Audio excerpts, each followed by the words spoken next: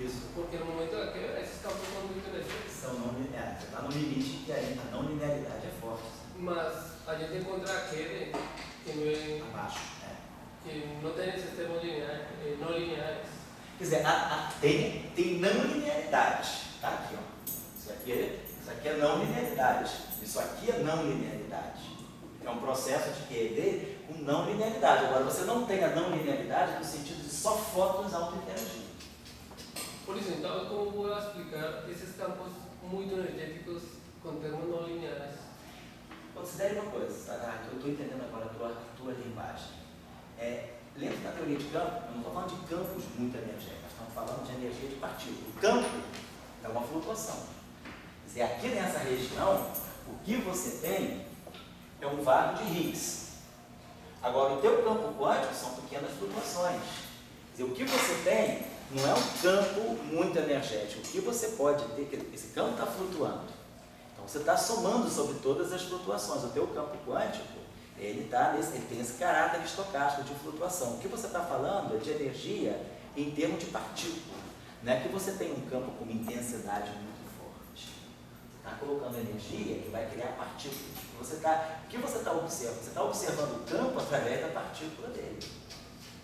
Na verdade, você não está medindo o campo, você está medindo a partícula. Por isso, classicamente você tem campos energéticos. Isso. Aí, classicamente, você está falando de radiação, sim. Isso. Quando você está falando de eletrodinâmica, claro. Aí sim, você está falando de campos com intensidade forte. Um E é muito grande, então ele pode ter muita intensidade e pode também ter muita frequência. Com comportamento não linear. Isso. Agora, quando existe a quebra de simetria, você também tem campos eletromagnéticos ali. Tem. E esses campos são muito energéticos? Eu acho que sim, porque está muito perto do... Quer dizer, o que você tem, você poderia ter fótons muito energéticos. Por isso... A energia do fóton está ligada à frequência, não à intensidade da onda. A característica do fóton é igual a H cortado, é igual a HNI. O que te dá a grande um fóton muito energético é um fóton de alta frequência, não necessariamente uma intensidade da onda. A intensidade da onda é uma outra coisa.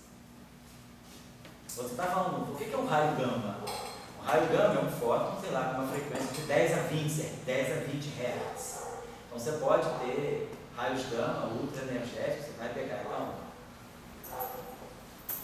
10 a menos 22 metros por segundo.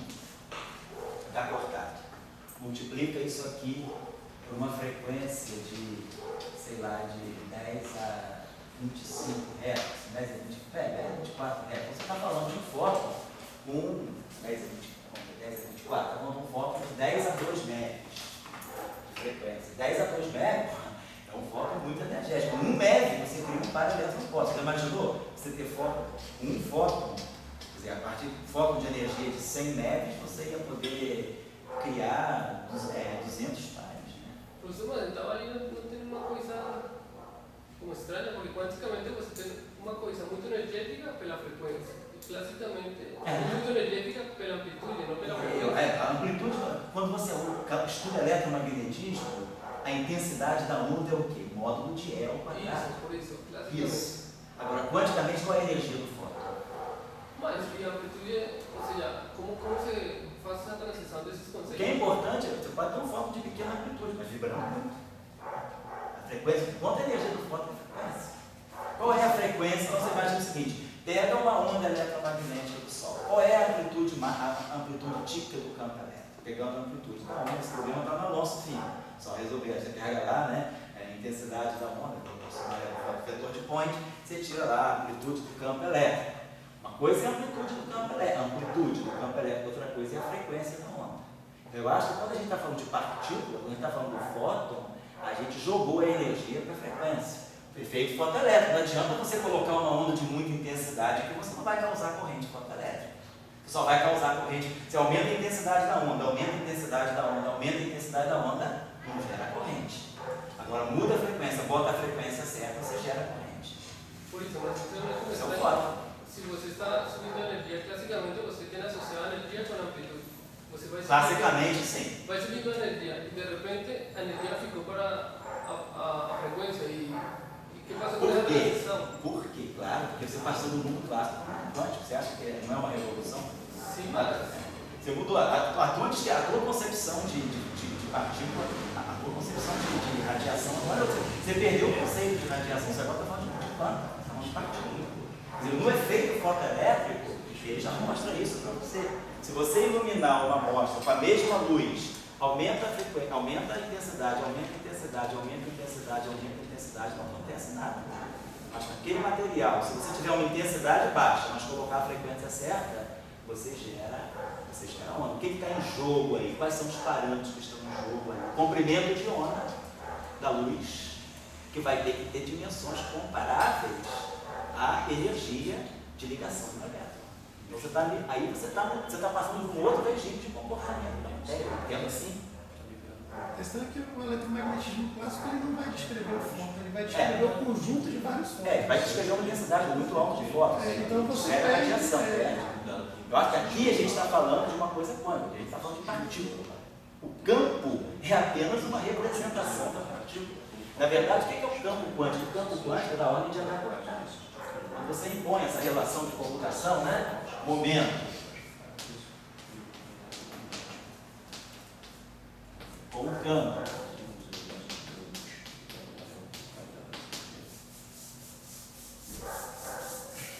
Igual a IH cortado. Delta de x menos y, você agora quantizou o campo. Relação de comutação a tempos iguais. Quantizou o campo. Então esse teu campo é um objeto que é da ordem de H quadrado. Ele é um objeto pequeno. Agora, ele pode estar descrevendo uma partícula altamente energética. Tu para el principio la parte semiclásica deberías ter o limite de baixas energias a partir da energia H cortado frequência. Sim. Você resgatar, por exemplo, a energia em termos de amplitude. Você já fez o cálculo, então você estudou equação de Dirac, você estudou o CPTV, o paradoxo de Klein, e o CPTV. Dá uma olhada só no gráfico. Ali você vai ver quando é que você passa da mecânica quântica para a teoria de campos. O que é o limite não relativista de uma teoria de campos? E o que é o limite não relativista de uma mecânica quântica? Você está querendo falar do limite semiclássico, né? Sim, mas de uma parte quântica em campos a uma parte clássica de Maxwell. Sim. No limite no relativista de uma parte quântica relativista a uma parte quântica não relativista. Então, repete, eu não te entendi. Ou seja, uma coisa é o limite não relativista da equação de Dirac, a equação de Schrödinger, certo? Isso. Você estava falando do limite não relativista de uma teoria quântica ou uma teoria não quântica. Certo. Que seria falar de... Você pega uma equação de Dirac, que é uma equação quântica e relativista. Pega o limite clássico dela. Clássico em que sentido? Em tanto sentido quântica não como relativista. não relativista. Não relativista. Você vai ganhar a equação de Pauli. Tá? A equação de Pauli, que é uma equação de mecânica. Você não perdeu a mecânica quântica, mas perdeu a relatividade. Então você está falando agora de elétrons que têm energias cinéticas muito menores do que a massa de repouso deles. Está falando de elétrons que têm momento PC, que você está falando disso aqui. Por isso, mas eu quero recuperar a energia de uma onda clássica. Sim. Ou seja, ainda tem que pegar outro limite, né? Pegar outro limite. Isso.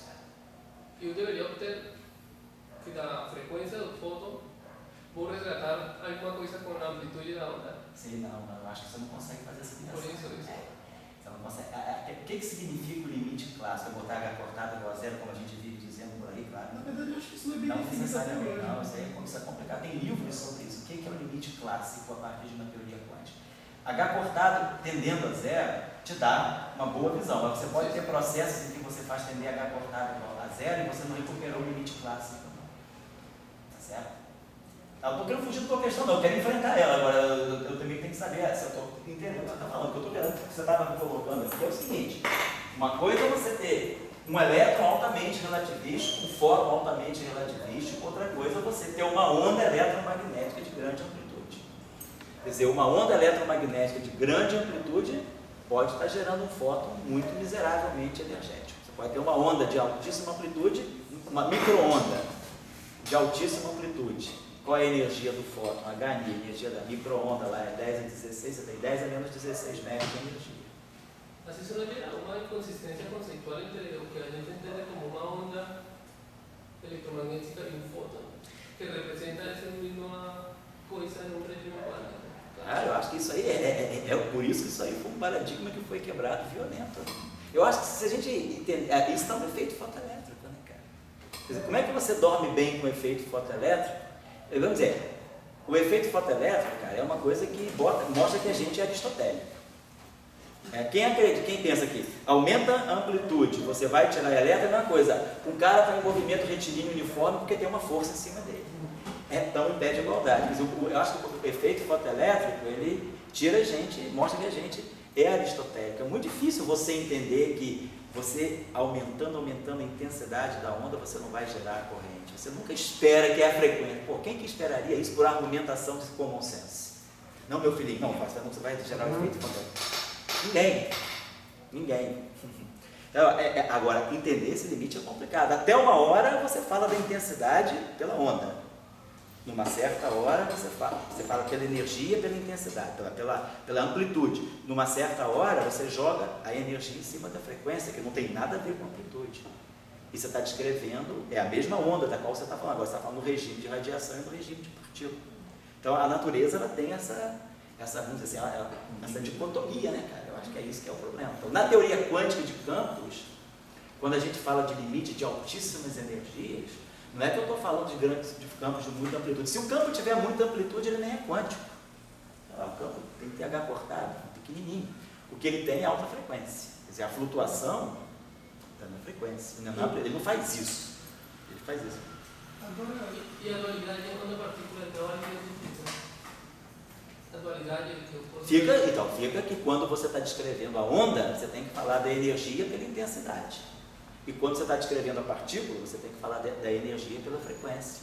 Acho que a dualidade onda-partícula, quer dizer, você está descrevendo, quando você vai olhar a energia daquele processo, se for onda, você vai contabilizar a energia pelo E ao quadrado. Se for partícula, você vai contabilizar a energia pela frequência. Agora só uma coisa. Isso é uma coisa boa para você pensar. Acho que não tem nada a ver com o curso. Eu poderia falar, não tem nada a ver. Mas acho que não é assim que a gente trabalha. Eu acho que a questão surgiu num contexto certo. Eu acho que isso é que faz a gente entender o que é um campo quântico. Essa sua pergunta é perfeita. Desculpa, eu falar. Acho que essa sua pergunta é perfeita, porque o que é o campo quântico? É o cara que tem muita intensidade, quer dizer, a alta energia, quando eu falo, eu estou no limite de altíssimas energias, eu estou no LHC, um TeV, eu estou produzindo partículas com massa de repouso muito alta, estou falando de processos altamente energéticos, estou acessando a QCD no limite de altas energias, onde ela responde com liberdade assintótica. O que está em jogo aí? Eu estou olhando o quê? Os campos dos quarks, ou eu estou falando da energia, né?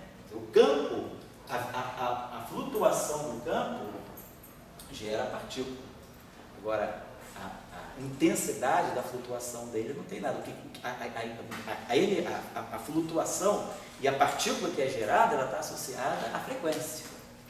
Quando você soma na integral de caminho, você quantiza um campo, sem ser a quantização canônica, você vai na integral de caminho e coloca, integra sobre todas as configurações de campo, o que você está fazendo? Se você olhar no integral de caminho, o que contribui pesadamente para o funcionar o gerador são os campos em torno da trajetória clássica. Então, quer dizer, basicamente o que domina na integral de caminho são os campos clássicos e depois as pequenas flutuações. Se você pegar um campo que está muito afastado da configuração clássica dele, a contribuição na medida de integração é quase que zero, ele cai exponencialmente. Então você vai pegar apenas as flutuações que estão muito próximas da trajetória clássica. Quer dizer, o que você quantiza são as pequenas flutuações. Agora, ter uma pequena flutuação, ela pode ter uma pequena flutuação, mas com alta frequência. Certo? É isso que a gente tem que entender na teoria de campo. É um outro regime, tá certo? É para vocês pensarem, eu estou dando os elementos para vocês pensarem, e eu também, claro. Oi? Não, eu queria enfatizar o seguinte, não existe, na verdade, inconsistência em você poder ter uma onda de alta energia com fótons pouco energéticos. Isso, exato. Porque a questão é que você, no fundo, você tem mais fótons, entendeu? Então, tipo, você não aumenta a intensidade da luz, você pode ter uma luz com frequência muito baixa, ou seja, fótons com pouca energia, Mas a onda pode ser muito energética, é só aumentar o número de fótons, assim. Você pode aumentar a energia completamente diferentes. São coisas completamente diferentes. Por exemplo, se você for ver correlações, se você aumentar a intensidade, estragou não, lógico, tem um milhão totalmente de o sistema, entendeu? cada coisa tem. Lógico que cada coisa que você vai estudar tem. Mas o que eu estou enfatizando é que não existe inconsistência em você ter uma onda muito energética. Então, porque ficou parecendo que para ele não estava claro isso, entendeu? Eu acho que é só você ver que o elétron é uma onda.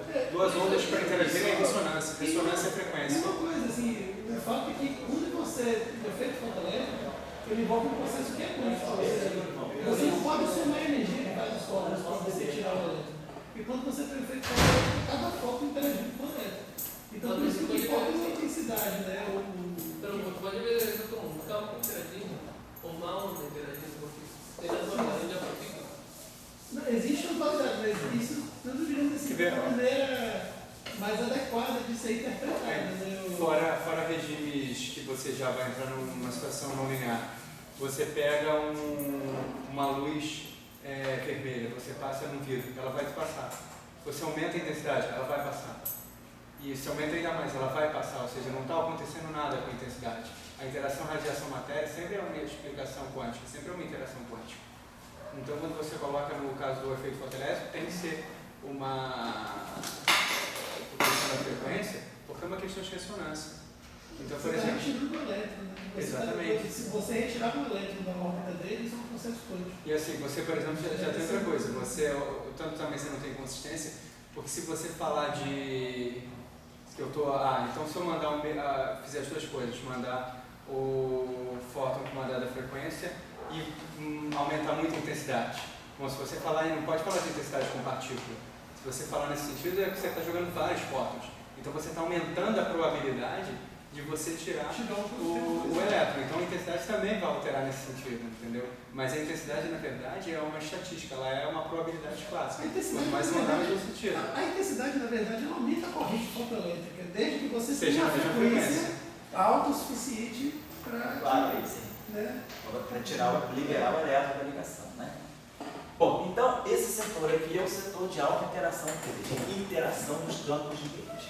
Então nós temos vértices com até 2 fótons, mas os 2 fótons, não tem vértice de 2 zeros com 2 fótons. O fóton, então, não interage com a partícula neutra. O fóton só pega vértice onde tem campo carregado. Tá? O Z0 também. Não temos nenhum momento, nós não temos, aí, não tem mais nenhum vértice com 4 Z0s ou com 2 Ws, por exemplo, e um A e um Z0. Tá? Então, esses são os vértices. Então, se a gente quiser montar, quando a gente for aprender a montar os processos usando o gráfico de Feynman, todos os processos que têm alta interação no setor de bósons de Gauge são esses aí. Agora, os bósons de Gauge, o campo de Higgs, está no setor de bósons de Gauge. Vou colocar agora os vértices que envolvem. Então, nós trabalhamos campos de Gauge entre si. Agora, vamos trabalhar os vértices que envolvem Higgs com bósons de Gauge. Só para eles terem diferentes funções de acoplamento. Sim. Não tira nenhuma universalidade, assim? Não tira nenhum, eu acho que não tira nenhuma universalidade. Eu acho que a universalidade, ela estava no momento em que a universalidade está antes da quebra espontânea da simetria. Antes da quebra espontânea da simetria, qualquer objeto que tenha interação S2 é constante de acoplamento G. Eu acho que a quebra espontânea da simetria que redistribui os constantes de acoplamento, mas a universalidade. Se não houvesse universalidade, você não teria a mesma constante de acoplamento G em todos os vértices que tem Z0, por exemplo. Eu acho que a universalidade está na teoria, na teoria de Young-Mills. A teoria de Young-Mills ela tem essa universalidade consigo. Digamos, se Newton, Max, Einstein estivessem vivos, Estariam putos com a gente. E a gente está falando muita porcaria que eles não concordariam, certamente. Você acha que Newton gostaria de mecânica quântica? Né? Como Einstein gostava, adorava. Pelo jeito, né? Esses caras são perigosos, cara. Esse cara, Newton mandava matar se ele não gostasse. Sabe? Quantas pessoas que ele condenou à morte? Você está falando sério? Porque Newton? Sério? Cara, você sabe quantas pessoas própria blusa mandou do enforcar na Inglaterra? não sabia disso. Você sabe que ele é santo? Eu São pensava que Milton. era algo mais ou menos próximo disso, assim. Cara, pô, Milton matou gente pra É cacete. sério? Quando ele era chefe da Casa da Moeda, ele mandou matar muita gente por dívida. Quantos de nós não teríamos sido mortos por dívida, por atrasar o cartão de crédito se Milton tivesse vivo? Se ele fosse dono do Mastercard. Ele era como se fosse uma coisa, né? Cara, a Casa da Moeda, quem mandava na Casa da Moeda era Milton, tá bom? Não, mas assim, mas por questões assim, científicas, ideológicas, ele Bom, tudo bem, vamos separar as coisas. Não, Tá? isso foi brincadeira. Só não vamos santificar a coisa porque ele falou que F é igual a DPDT. Tá errado, né? Vocês viram o que Einstein fez com o filho dele, que era débil mental? Morreu, meu querido, internado, sem pai, sem mãe, quase que como indigente, né? Milton tinha filho? Não, Einstein. O filho dele que era quem? Morreu, internado, ele nunca quis ver o filho. Não, você falou que era área da Morreu militar. quase que como indigente. Aquele filho dele era Não meio sabia. problema, tinha problema. Era assim, não sei, aquele tempo não Ele sei. teve uma ou duas esposas aí. Ele teve a prima, o filho dele foi dado. Não, teve o primeiro que Primeiro, com a Sérvia, com a moça de Montenegro, né? E quem foi aquela matemática que ajudou ele? Foi? A segunda mulher foi a prima dele. A Mas segunda, a primeira, a segunda foi era a prima aquela que dele. ele fez as leis. A primeira era Mileva Marit. Mileva Marit, que era colega de curso dele, ela teve um filho com ele, mas a família dele nunca aceitou. Então ela teve 2 filhos com ele. O primeiro filho eles tiveram que dar. E ele nunca foi visitar. O filho dele morreu sem ele nunca. Eu não sei se teve 2 ou 3. Eu sei que o O primeiro. primeiro que eles deram, É, depois eles tiveram 2. Tiveram 2 então. E daí um desses 2 tinha problema. Também tinha O problema. outro era mental. engenheiro. É o outro era engenheiro. São vários. Eu vi a peça do professor Alexandre. Entendeu, né? Entendeu? Dória não vai gostar, mas eu acho que o único que era bonzinho mesmo era Max. Max é que era o Ricardo que vivia lá na casa de campo dele. Coitado, o Marcos morreu de câncer. Foi mesmo, né? Não sabia não. Oi? Marcos morreu de câncer. O Léo visitou a esposa do Dira, a esposa solteira do Dira. Foi? Conheceu a esposa do Dira. Acho que eu conhecia a mulher do Dira. Ela ia sempre a Trieste com ele. Não, ela ia lá a Trieste. Ela sempre ia com ele. Ela era irmã do Wigner. Ela sempre ia a Trieste com ele. Não, ela era muito simpática. Ela era irmã do Wigner. Eles eram cunhados. Eles eram cunhados. Wigner, quando foi, levou. Wigner foi passar. Por isso que Dirac sabia a teoria de grupo. Quando uma vez Wigner foi passar as férias em Budapeste, Wigner era húngaro. Ele levou Dirac. Aí Dirac conheceu a irmã do Wigner, depois ficou casado com ela. Então, quando iam os 2 casais entre eles. A mulher do Wigner era um outro tipo, né? Não tinha nada a ver com o Dirac, mas a mulher do Dirac era irmã do Wigner. Ela era muito simpática, que nem o Wigner. Wigner era falador, brincalhão. Isso era conhecido como ovo. Ovo, por quê? O Dira era calmo, tudo era chato. Ah, sei. Ele era muito falador, muito brincalhão. E a mulher do Dirac, ela era cheia de pulseira, andava toda uma cigana, toda pulseirada, uma figura. Não, mas Dirac, eu acho que foi um cara super família, cara. Ele só andava com eles eram um casal inseparável. Feynman, né, também, a esposa. Eu não sei muito da Não dizem que quando a esposa precisava de... Eu não Quando sei. ela estava doente, é que ele se mudou com ela pra longe pra caramba. Se eu não sei, não, eu não sei. Eu vi uma vez uma entrevista. Ela veio no Brasil. Com o Fagner, né? Não, Fábio, nunca O vi. Fábio veio para o CBF, que a mulher dele morreu. Ah, foi? Em 50? Assim, então ficou vivo novinho. Ele morreu, daí ele andava triste, aquela coisa. Daí, sei lá, Não sabia, uma não. ligação mandava para o Brasil. Ah, E daí ele não teve aquele no carnaval, você sabe isso. mas o Dira que informava Vixe, assim, vai pra lá. um tipo que o Alexandre chamaria de chatura de game. Quem, o Wigner? O Dira. Ah, direito era muito quieto. Era um estilo de game. Quietinho, mas era o jeitão Era dele. um estilo de... Tem aquele livro que saiu há uns 3 anos atrás chamado The Strangest Man. O Homem Mais Estranho, sobre Dirac. Coisa boa, hein? Maltrata um pouco o Dirac ali, maltrata Mário um pouco o Dirac. Assim, o aspecto pessoal também, isso eu não posso dizer. Isso eu não... Mas é um pouco a expressão vitoriana do época, né? Ou você É. era contra, ou você se adaptava. Mas também tem que lembrar o seguinte, essas pessoas assim, era uma pessoa, para o cara fazer um trabalho assim, ele tinha que renunciar a muita coisa. Então, às vezes, aquele cara que era ausente da família, era um cara assim que tá mais frio assim, nas relações, porque ele colocava talvez o trabalho acima de tudo. E às vezes o biógrafo vai por esse aspecto, assim, só olha o lado humano. Mas pelo que eu vi, olha, eu não posso dizer nada, mas assim, eu vi os dois na velhice. A primeira vez que eu os vi foi em 80. Assim, super amigo, assim, sabe aquele casal que envelheceu junto, que se gosta, depois que eu vi em Elite também, depois eles foram a Trieste, sempre juntos, assim, ela com muito cuidado com ele, assim, eu vi assim, uma relação, parecia que era. E todas as fotografias que eu vejo do Dirac, assim, família, você sente que tem uma família bonita, assim, sabe? Eu acho que. Agora é aquela coisa, o cara tá meio ausente, o cara ia para trabalhar domingo, ele não ia ficar em casa curtindo domingo. E às vezes o cara também era meio, sabia separar uma coisa da outra, né? Às vezes você vai ver o relato das pessoas, né? Pega a viúva, fala uma coisa, a irmã que não ficou com a herança, sabe? Essas coisas mexem em tempo, são muito confusas. Você vai ler a biografia de Mozart, por exemplo, a confusão que é da mulher que fala uma coisa, a irmã que diz outra coisa, o pai. Você viu aquele filme Amadeus, né? E aí você vai ler a biografia de Mozart. Aquele filme de muita coisa que não. Aí você vai ler, mas lê a biografia de Mozart para você ver só como é que ela é contraditória. A biografia, o De pós-morte. autores diferentes, né?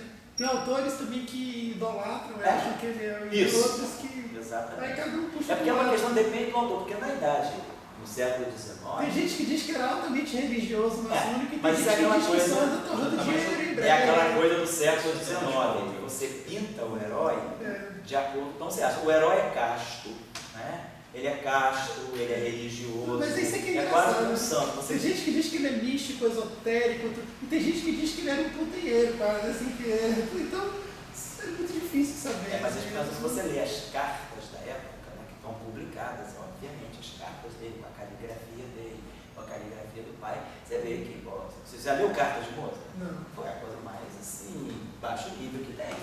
É. Ele mandava a mãe dele assim, tipo assim, as cartas, bom, está sendo filmado, não sei que está nos livros também, né? Tipo assim, antes de dormir, lamba o seu cu. Isso era carta para a mãe. Porra. Lamba o seu cu. Meu Deus do céu, não sei quem vai dar isso, se quiser pagar. Mas assim, tipo, eu tô falando, tá na biografia de Mozart. Faça o Você seguinte, até coloca melhor, né? cheire o meu rabo, lamba o seu cu e durma em cima de um monte de merda. Era assim que o Mozart terminava as cartas para a mãe dele. Mas com carinho ou... Cara, é a forma de carinho. Agora, depende do biógrafo. Aí tá. O biógrafo que é assim vai dizer que filho terrível, que filho proscrito. De repente isso mostra que a história não falou, ele tinha tanta intimidade, Às vezes era um código. tanto carinho com a mãe né? dele. Não, e é a época. Então, quer dizer, é a época, aquela época era uma época em que as pessoas prezavam muito as funções intestinais. Se você lê os relatos de todo mundo, vocês já leram as cartas daquele que é do James Joyce? Cara, se você lê as cartas dele, você não acredita no Isso livro. é verdade. Tchaikovsky, por exemplo, tem gente que diz que ele. Então, aí o cara pinta, de repente, um cara super religioso, mas se você lê as cartas do Mozart dizendo as coisas dele, que ele conta assim, como é que ele fazia às vezes uma cantora cantar, ele dava beliscão na bunda, não, você tem que gritar dessa forma, aí a cantora estava ensaiando, não tá legal, não tá legal. Ah, mas aí tá certo, aí é pela arte. Então, mas aí você Aí imagina, tá. será que esse cara então era tão direitinho, assim, não, senhora prima dona, o seu dó deve ser impostado, deve dar um beliscão no rabo da mulher, a mulher cantava, botava o dó que ele queria. Não, mas essa O biógrafo tradição de biógrafo. tem que saber, exatamente, tem que saber quem é o biógrafo, de que época que é o cara. Tchaikovsky mesmo, cara. Tchaikovsky tinha. Porque ele morreu, tem gente que diz que ele morreu de cólera, tem gente que diz que foi envenenado, tem gente que diz que ele foi forçado a se matar. É, isso mesmo. Aí Essas questões todas. tem gente que diz que é porque ele era gay e não era. Tem gente que diz que era assumido, tem gente que diz que não era, que era rejeitado. Aí dizem que ele era embutido. Aí tem gente que diz que tinha umas cartas dele que ele chamava que ele era chamado por nome de mulher e tudo. Então, vai saber assim, o que é que. Depende do biógrafo, da época do biógrafo, a mesma coisa com os grandes físicos também. Agora, vem cá, o Dirac, você viu, eu soube de uma entrevista do Dirac, eu não sei detalhes assim, mas tem uma amiga minha que falou de entrevista do Dirac que tinha uma repórter eu imagino que a repórter deve ter enchido o saco dele, assim. Sei. Aí ele, aí a repórter perguntava, não, Dirac, não sei o que, ele respondia, não. Aí ela, mas não sei o que, ele, não sei o que, não. Aí tudo ele dizia, não. Aí chegava no final, aí ela chegava e dizia, ela deve ter ficado meio puta, porque ele só dizia não, ela chegava e disse assim, pô, você fala assim porque você se acha melhor do que a gente? Aí ele, sim. Fica livre de uma mala, né? Fala isso, né? Você soube dessa? Você viu? Não, eu não sei. Não sei. Para de brincadeira. Essa história não sei muita história. Não sei. Então vamos fazer agora o Higgs com os bósons de Gauge. Higgs é neutro. Como é que eles interagem? Ele interage com os bósons de Gauge. Então aqui nós temos Higgs, W+, W-. Tá lá.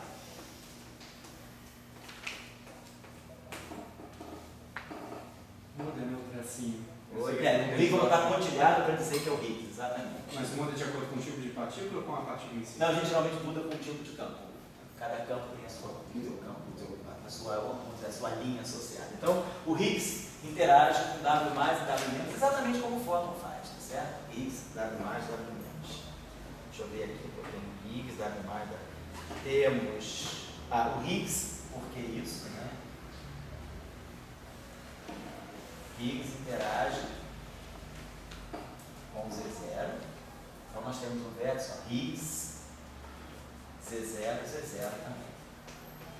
Da onde é que isso vem? É só a gente lembrar, vem do acoplamento do Higgs. Nós temos esse vértice aqui, Higgs e campo de Gauge ao quadrado. Quer dizer, é o padrão de vértice do escalar. Esse campo de Gauge não é necessariamente um fóton, não. Quer dizer, a gente vê lá que a gente tem, lembra? Que a gente tinha Phi Dagger, Phi, e os bósons aqui, o campo de Higgs tinha as matrizes, né? Sigma aqui, né? As matrizes de Pauli, Phi, e aqui os bósons, o que a gente chamava de Remy, os bósons de SO2. E depois a gente tinha vértices de Phi Dagger e como Y. Então, porque o Higgs tem carga SO2 e o Higgs tem carga. E depois o Higgs tem um vértice quadrado também. Higgs, Beni. Então, com isso, a gente vai gerar a interação, que tem dois Higgs, que tem Higgs, aí um ganha valor esperado no vácuo, a gente vai ter Higgs no campo de Gauge. Então, as interações do Higgs no campo de Gauge estão saindo desses vértices primordiais de SO2. Eu já vou acabar. O plano era ir até 8,5, né? Não? Então, Higgs, dois campos de Gauge, Higgs, dois Z0s. Aqui não.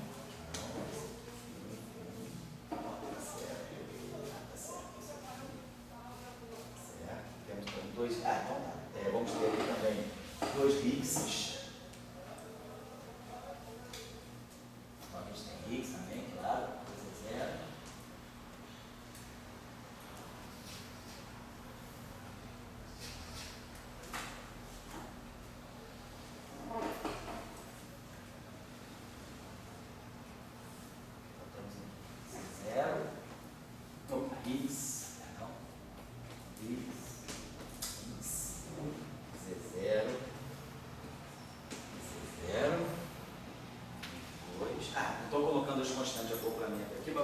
Esse Higgs, quer dizer, o Higgs só tem interação fraca, né? Então, o Higgs interage fracamente. Então, o Higgs não tem interação eletromagnética direta, não se acopla com o fóton. Então, aqui vai ser tudo ligado a G. Aqui vai aparecer o G com a massa do W. Então, a intensidade dessa interação é o G com a massa do W. A interação do Higgs com Z0 é o G com a massa do Z sobre o oceano de delta. Então, delta W. Isso vai ficar mais claro depois quando a gente colocar a diagrama. Estou colocando assim só para marcar para vocês, tá? Aí aqui o Higgs com 2 Z0s, ele aparece com o fator que vai aparecer aqui é o G2 sobre o cosseno ao quadrado de delta W. Certo?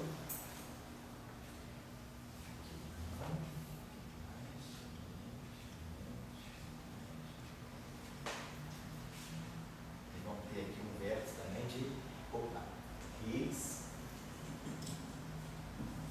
dois Higgs com W+, e W- também. W+, Higgs e Higgs. Certo? E aqui a gente vai ter o G2. Certo? Então, lembrando que, quer dizer, não é que você exclua, não. Automaticamente, quando a gente faz a quebra da simetria e redefine o campo do fóton e o campo do Z0 como sendo aquela combinação de Dm3 com YI, automaticamente, quer dizer, o fato da simetria 1 sobrar e ser exata deixa o Higgs fora de interação com o fóton. Então o Higgs não se acopla diretamente ao fóton. Diretamente ele não tem acoplamento. Depois nós vamos ver que quando a gente estudar os processos físicos da QED, a gente vai poder ter um acoplamento indireto, quer dizer, via quantização, né? Mas assim, os processos diretos do Lagrangiano, os vértices de interação, eu não tenho. Tenho Higgs então interagindo com os W, Higgs interagindo com os E's, e 2 Higgs com os W, 2 Higgs com os E's. Claro que nós temos a interação dos 4 Higgs entre si, porque o inverso do Higgs é φ4. Então depois eu vou botar aqui as interações que a gente tem dos Higgs entre si. Deixa eu ver se eu pegar. Opa! Os vértices de interação do Higgs, né? A gente vai ter vértices aqui. Deixa eu ver, eu acho que eu botei aqui com a minha letra mesmo. Então tá. Então nós vamos ter. Aí nós vamos ter vértices. Aí, isso aí é Higgs com gauge de Bose, e depois nós temos os autoacoplamentos do Higgs. Autoacoplamentos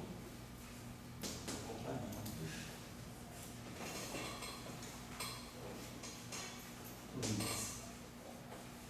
Então o Higgs também, ele se autoacopla, tem autointeração. Por causa do vértice φ4. O Higgs, né, ele tem φ4. Só lembrar dessa história, ele tem φ4. Então quando a gente faz, diz o campo do Higgs é o vácuo mais a flutuação quântica, que a gente chama de H, e eleva isso à quarta potência, então a gente vai gerar um vértice H3 que vai gerar um vértice H4. Então o Higgs tem autointeração por causa do vértice φ4. Então nós vamos ter aqui um vértice, 3 Higgs. Então, Higgs, Higgs, Higgs. E vamos ver.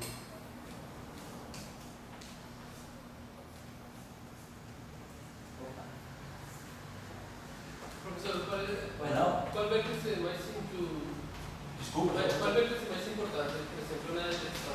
Como? Qual vértice é mais importante? Vai depender, vai depender da ordem perturbativa na qual você está. Dependendo do processo que você vai calcular e em que ordem de teoria de perturbação, o gráfico pode nem entrar. Aí a gente vai ver isso, né?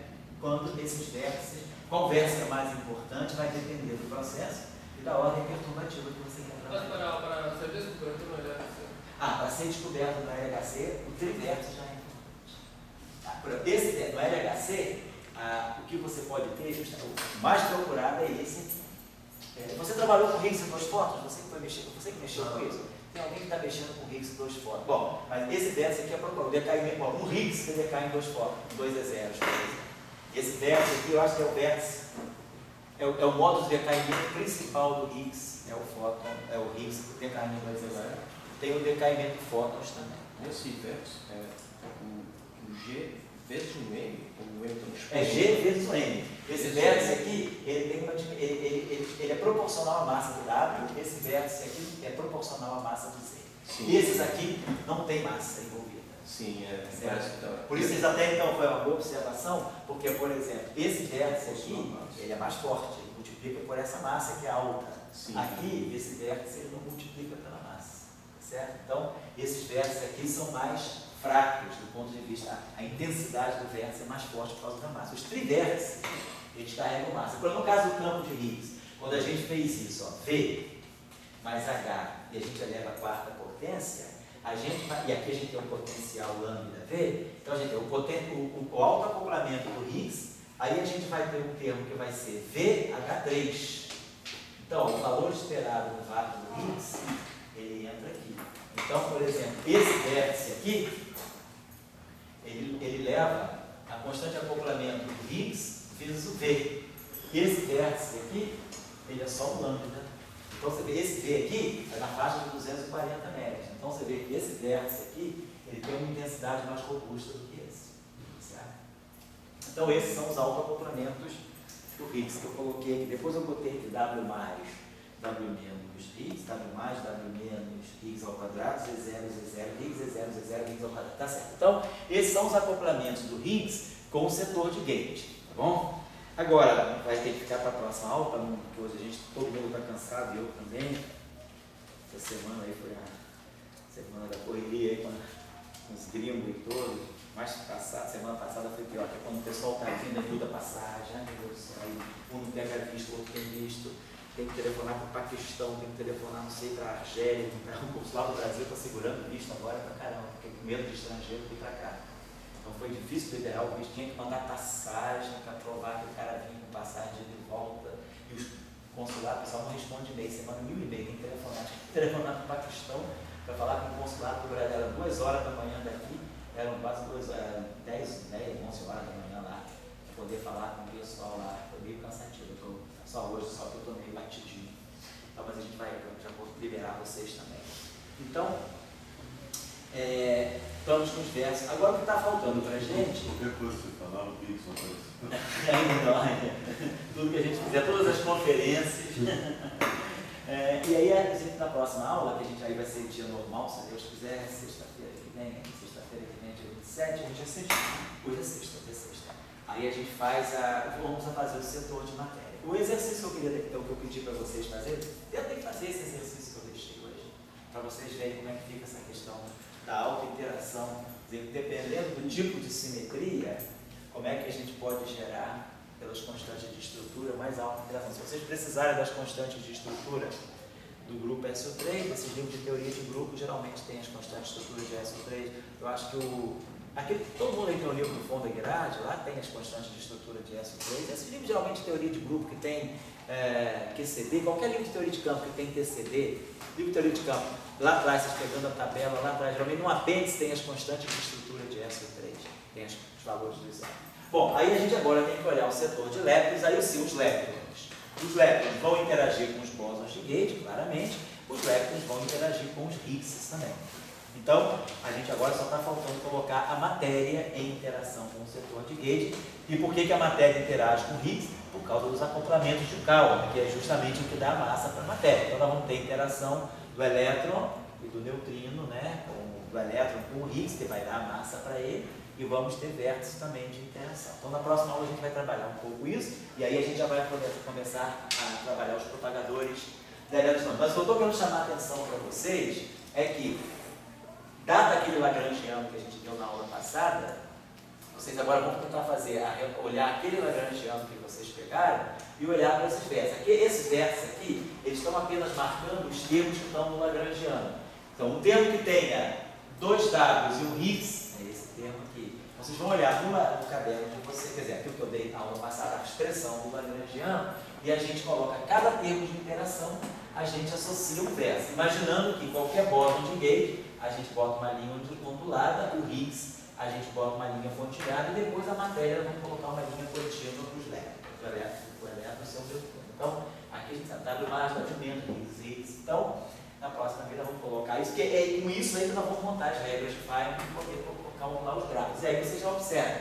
O que eu quero que fique claro para vocês é quais são os processos que são eletromagnéticos e os processos que são eletrofracos. Então, dentro da teoria eletrofraca, um processo que seja puramente eletromagnético é um processo que tenha E. São todos os versos que só tem E. Isso aqui é puro eletromagnetismo. Versos que tenham G ou θW são os vértices fracos. E aí eu posso também ter situação em que as duas coisas vão se combinar. Eu posso ter um processo em que se envolva um vértice fraco e um vértice eletromagnético. Mas aí não é um vértice eletromagnético puro. O que eu estou querendo colocar para vocês é que se a gente entende que a QED é uma teoria dentro da teoria eletrofraca, a gente tem que saber ler os processos puros de QED e depois saber, quando eu calculo um processo puro de QED, como é que eu posso também ter setores da interação fraca que vão contribuir para o mesmo processo. Mas aí, claro, é um processo que é mais suprimido. O processo da interação fraca, por que o processo da interação fraca é mais suprimido? Como é que a interação fraca se processa? A gente está vendo aqui. A interação fraca se processa trocando Ws e Higgs. Todo mundo é massivo. Então, eu preciso produzir no processo, eu preciso produzir Ws e Higgs, que são bastante massivos. Então, eu preciso de mais energia. Então, os processos de mais baixa energia, os processos de QED dominam.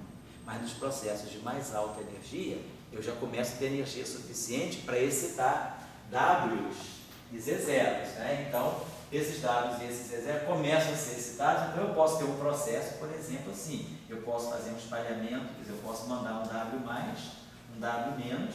Eles podem aqui trocar um fóton e aqui sair W mais, W menos. Mas agora eles podem também trocar um Higgs. Tá aqui, ó. Eu pego o Higgs, vamos colocar aqui W mais, W menos, W mais, W menos, Higgs, esse vértice aqui, W com Higgs. Então eu posso ter um processo, não só troca fóton, mas troca Higgs também. Então esse processo aqui, a gente vai entender por que esse processo é suprimido, porque aqui tem um propagador do Higgs, e o propagador do Higgs, ele traz a massa do Higgs no denominador. Então é um processo que ele é supresso.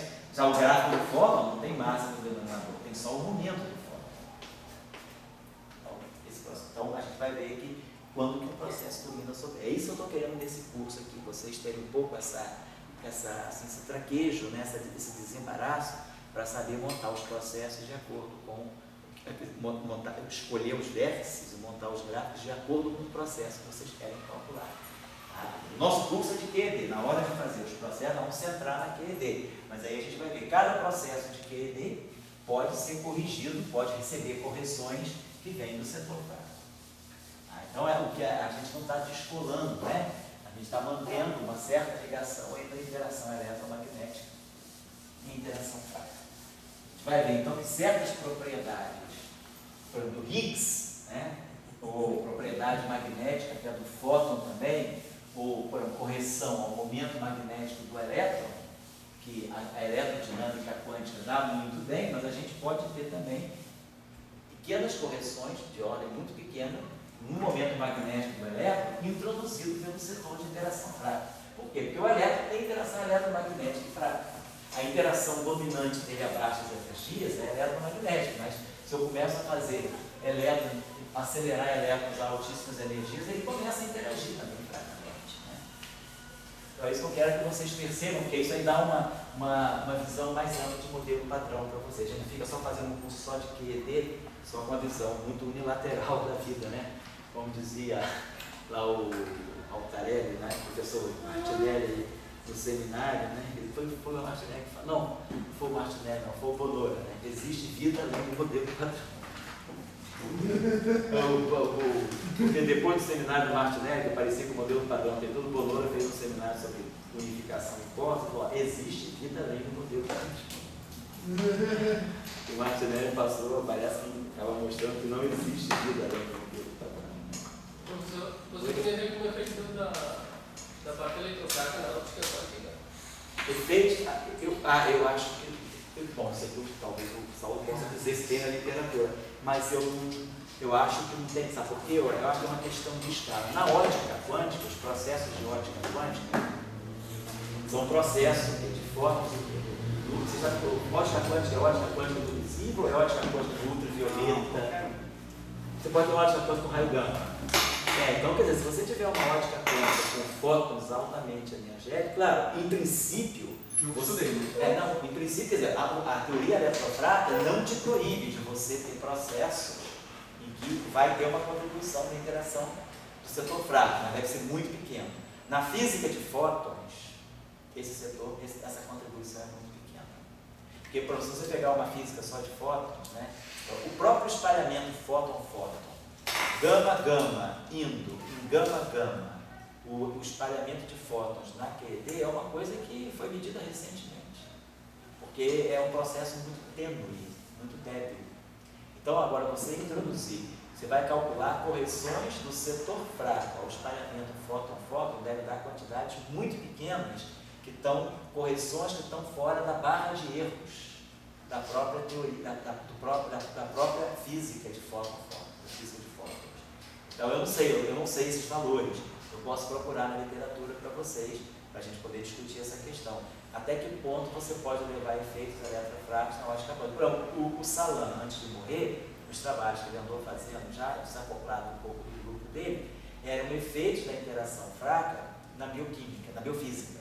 Então, por exemplo, efeitos do setor das correntes neutras fracas em situações em transições de fase de aminoácido. Então, o Salan andou estudando, por exemplo, a quebra da quiralidade eletrofrágil se refletindo na quebra de paridade das moléculas das moléculas biológicas, tipo açúcares, tipo a proteína. Isso para mim é difícil, porque sua escala é muito distinta. Exatamente, seu escala É muito assustador isso para mim. Assim. Muito Eu já comecei a falar isso antes, mas nunca Oi, consegui. estão ligados, mas são muito pequenos. Eu sei que tem um laboratório, eu posso dar referência Você já para falou isso antes, vocês. mas eu nunca consegui conceber isso. Eu te dou referência. Tem um laboratório na China, uns chineses, que eu não sei se ainda estão operando, mas até uns poucos anos atrás, esses chineses estavam fazendo medidas para tentar detectar justamente efeitos eletrofracos, efeitos fracos, na verdade, em biofísica, em